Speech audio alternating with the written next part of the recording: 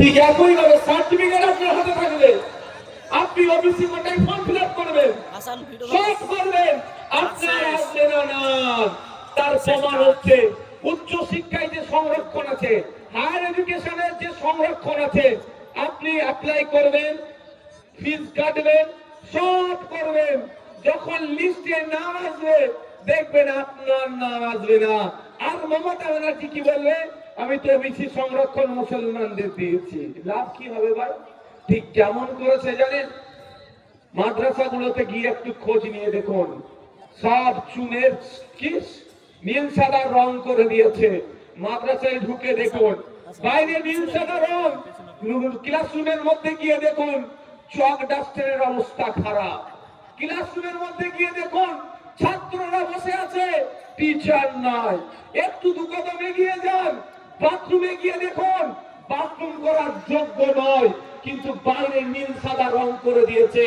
আপনি যখন রানীনগরের উপর দিয়ে যাচ্ছেন, দমকলের উপর দিয়ে যাচ্ছে, মাদ্রাসাটা কত চকচক করছে দেখেছো? দিদি কত ভালো কাজ করেছে, কিন্তু দিদি শুধুমাত্র রং করেছে, আসল শিক্ষা ব্যবস্থাটাকে ধ্বংস করে দিয়েছে।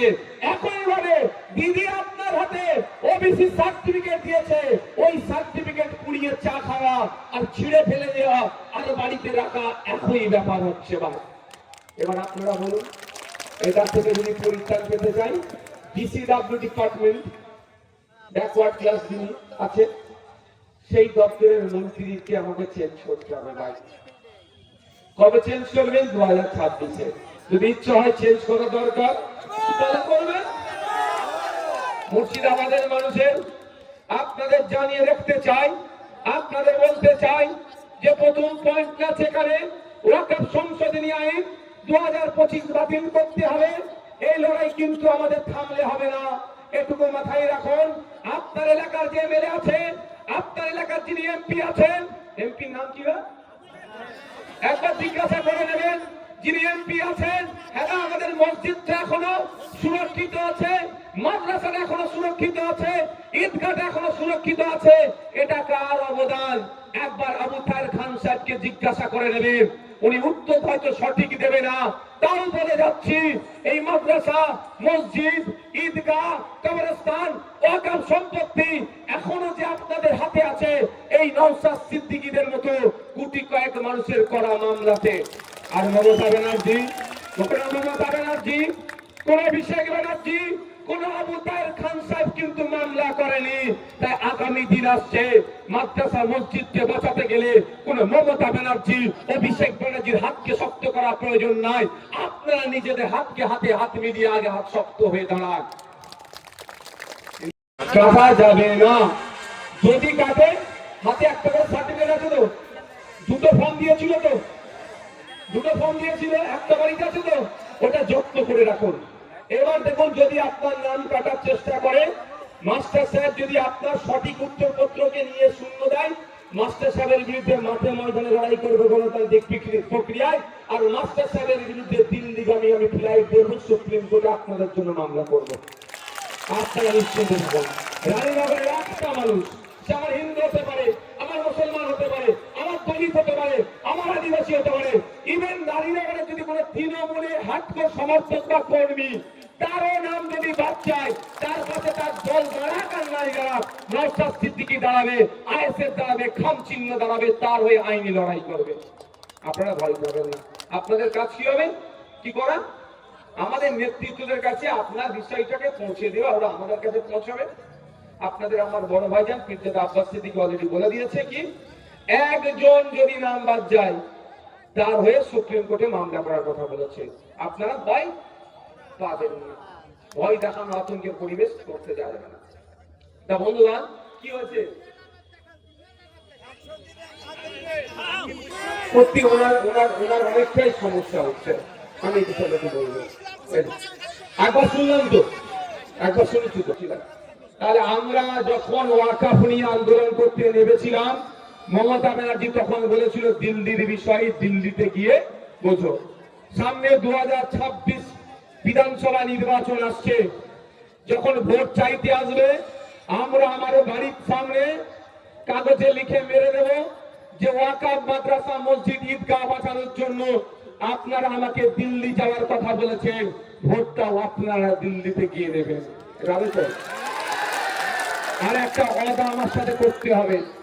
আগে শুনে নিন ওয়াদা আমি এটা করাবো না যে আমাদের পার্টিকে আপনি ভোট দিলে কথা আমি ওয়াদা করাবো না, কিন্তু একটা ওয়াদা করব, আজকে একসাথে যে আমার মাদ্রাসা মসজিদ ঈদগাহকে বিজেপি কেড়ে নিতে চাইছে আর এই বিজেপিকে মমতা ব্যানার্জি কারার সুযোগ দিচ্ছে, তাহলে আমরা আগামী নির্বাচনে বিজেপিকে তো ভোট দেওয়ার প্রশ্নই আসে না আমাদের, এই তৃণমূলকে আমরা ভোট দেবো না। এই ওয়াদা করবেন আমার সাথে?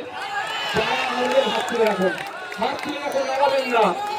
আগামী নির্বাচনে একসাথে বলুন, আগামী নির্বাচনে মাদ্রাসা মসজিদ মাতঙ্গিরি হাজিরা পৃথিবীতে অদ্দেদার ফুরফুরার পীরা মুহাকার সিদ্দিক রহমতুল্লাহ থেকে শুরু করে গান্ধীজি নেতাজি মৌলানা আকরাম খাঁ সাহেব থেকে শুরু করে হোসেন আহমদ মাদানী সাহেব থেকে শুরু করে আপনার আমার পূর্বপুরুষেরা লড়াই সংগ্রাম করে কেউ জীবন দিয়ে, কেউ অর্থ দিয়ে, কেউ সময় দিয়ে ব্রিটিশ মুক্ত ভারত তৈরি করলো।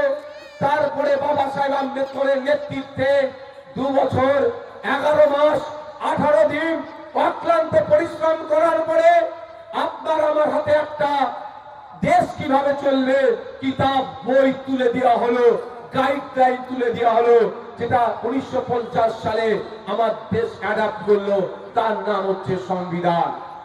সেই সংবিধানের যদি আমরা সঠিকভাবে ব্যবহার করতে পারি, এক একটা অনুচ্ছেদকে, এক একটা ধারাকে, আর্টিকেলকে যদি আমরা মান্যতা দিয়ে চলি, আমাদের সামনে কেউ পেরে উঠতে পারবে না, আমাদেরকে কেউ আটকাতে পারবে না।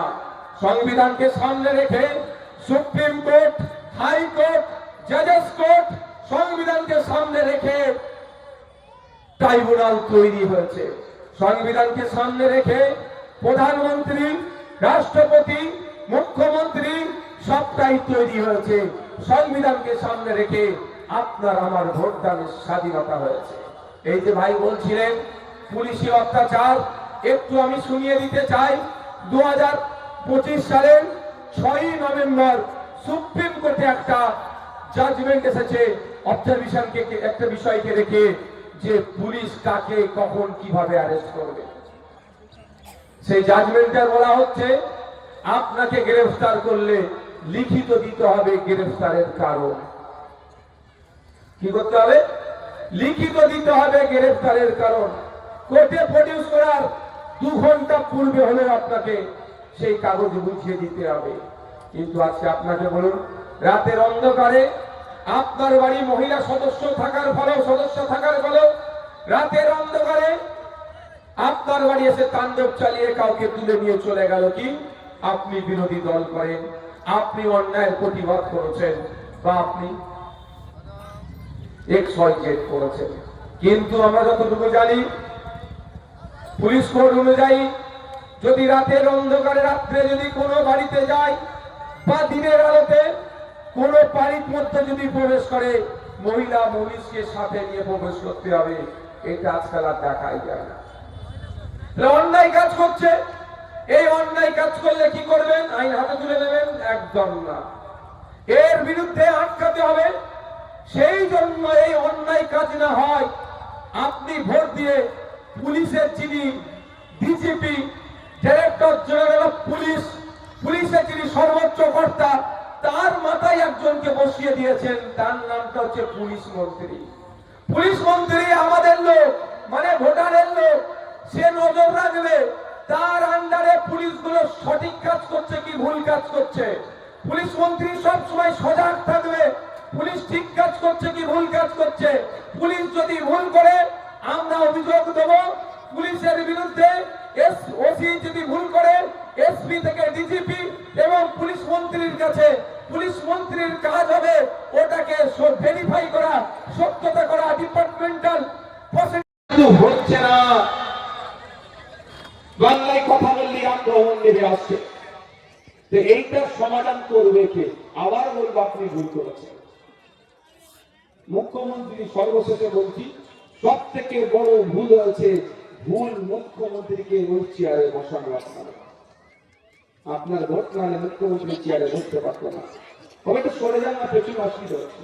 হেলমেট যারা আছে একটু সরে যান না, দেখুন পেছনে অসুবিধা হচ্ছে, যারা বসে আছে তারা অসুবিধা হচ্ছে।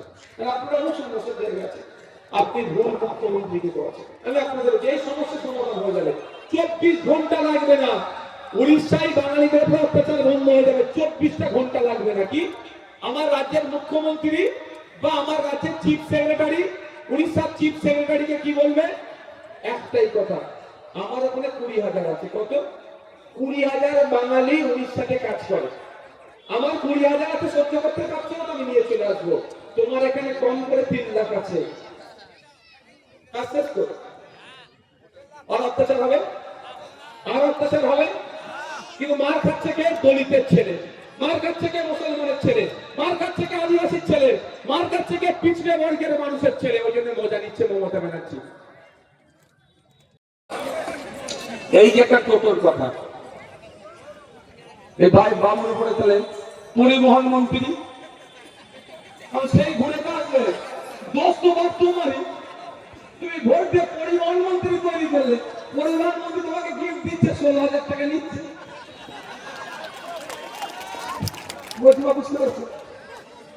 বোঝার চেষ্টা করো, এটা পরিবহন মন্ত্রীর দপ্তর বিষয়।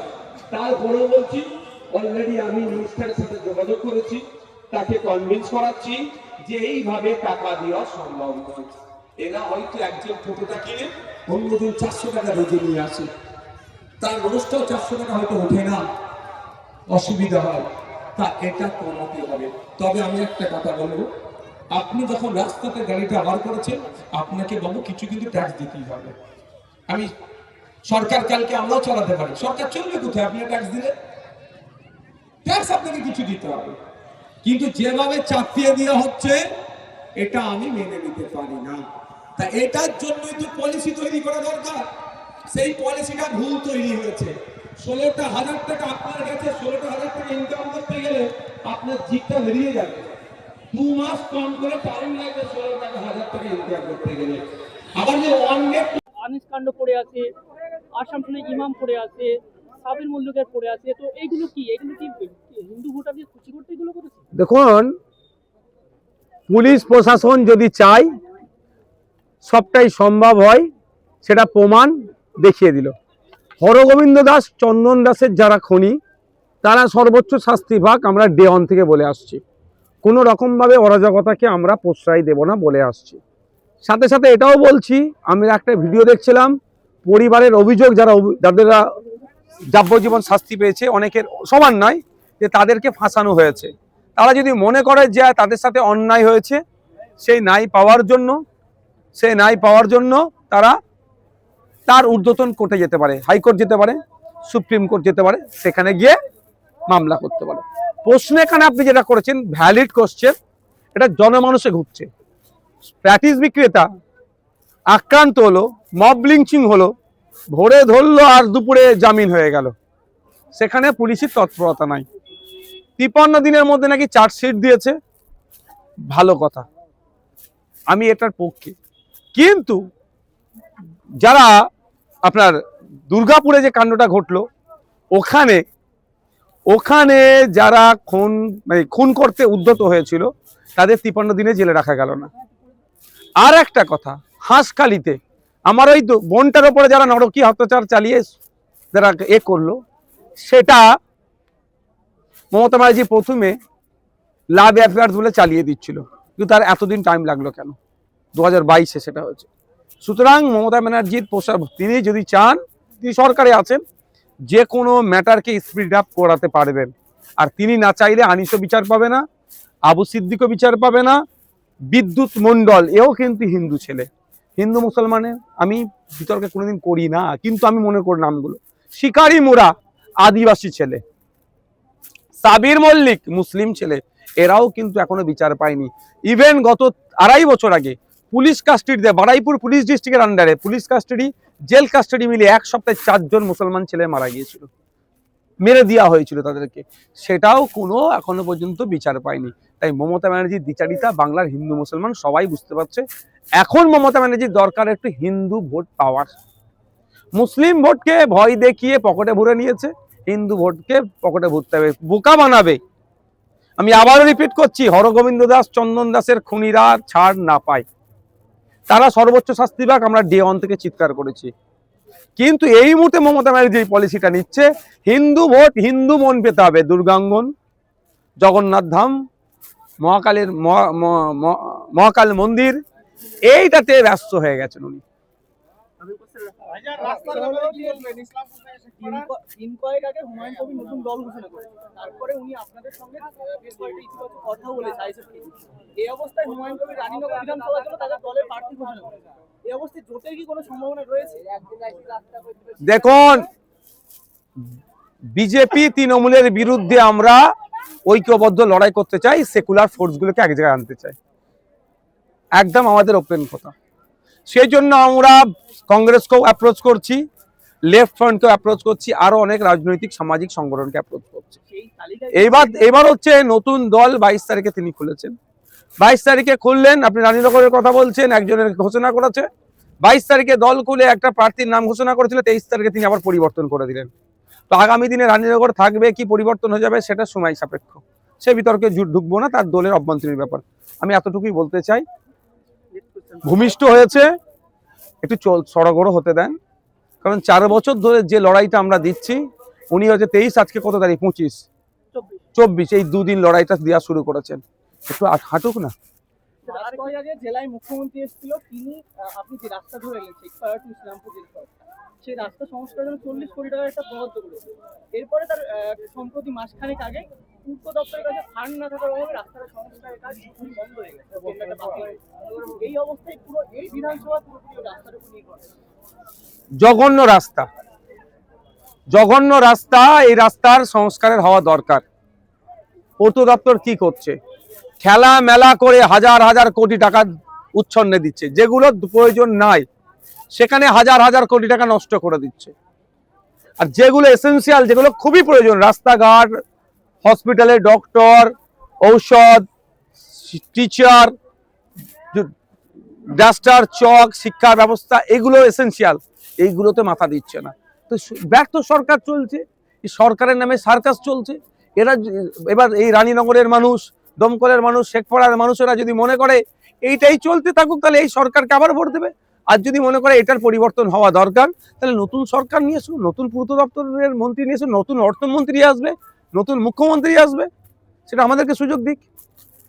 গভর্নমেন্টের রিপোর্ট অনুযায়ী 60% ভারতীয়রা 100 টাকা প্রতিদিন ইনকাম করতে পারে, যেটা এটা ক্যালকুলেশন করে মোটামুটি 70 কোটি। সেখানে দাঁড়িয়ে রাজ্যে একটা হিন্দু মসজিদ মন্দিরের রাজনীতি চলছে, তো সেইটা আপনি একজন বিধায়ক হিসাবে, একজন নেতা হিসাবে কিভাবে দেখছেন? সরকারের কাজ মন্দির মসজিদ করা নয়, যদিও আমাদের পশ্চিমবাংলা সরকার মসজিদ তৈরি করে না, মন্দিরই তৈরি করছে। এখন সরকারের কাজ হচ্ছে মন্দির মসজিদে যারা যাচ্ছেন তাদের নিরাপত্তা সুনিশ্চিত করা, তাদের অধিকারকে সুনিশ্চিত করা, তারা যে মন্দির মসজিদে যাচ্ছে সুরক্ষা প্রদান করা। তার পরিবর্তে আমরা কি দেখছি, মন্দির মসজিদ বা ধর্মস্থান তৈরি, জিগির তৈরি তুলে মানুষকে বোকা বানাচ্ছে। সরকারের কাজ মানুষের ইনকাম বাড়ানো, ইনকামের দিকে আমাদের ওয়েস্ট বেঙ্গল 23 নম্বর আছে সম্ভবত। আর আমাদের দেশ 2014-তে যা ছিল পার ক্যাপিটাতে, এখন পেছন দিকে ছুটছে। কিন্তু দুজনেই ধর্মের জিগির তুলে, কেউ হিন্দুকে বাঁচানোর দায়িত্ব নিয়েছে, কেউ মুসলমানকে বাঁচানোর দায়িত্ব দিয়েছে। কিন্তু হিন্দু মুসলমান আমরা বাঁচছি না, নেতাগুলো সিঁড়ি হতে যাচ্ছে, আমরা হিন্দু মুসলমান ধ্বংস হচ্ছি। মমতা বন্দ্যোপাধ্যায় পুরোহিতরা ভাতা না চাইতে 1,10,000 করে বাড়ালেও আমাদের আজকে রাজ্যের যে ইমাম সংগঠন আজকে ভাতা বৃদ্ধির কারণে তারা সভা করতে প্রতিবাদ র্যালি করছেন, কি বলবেন? পুরোহিত ভাতা 1,10,000 কে আপনাকে বলেছে? আমার মনে হয় আমি দুর্গা পুজো অনুদান বলতে পারেন। পুরোহিত ভাতা আমাদের সরকারে আছে, সেটা আপনার কালচারাল মিনিস্টারের আন্ডারে আছে। তো পুরোহিত ভাতাও আছে, ইমাম ভাতাও আছে। দেখুন একটা কথা বলি, আমি বলি অল্পতেই ইমামরা যদি সন্তুষ্ট হয়ে যায়, কেন আর বাড়াবে?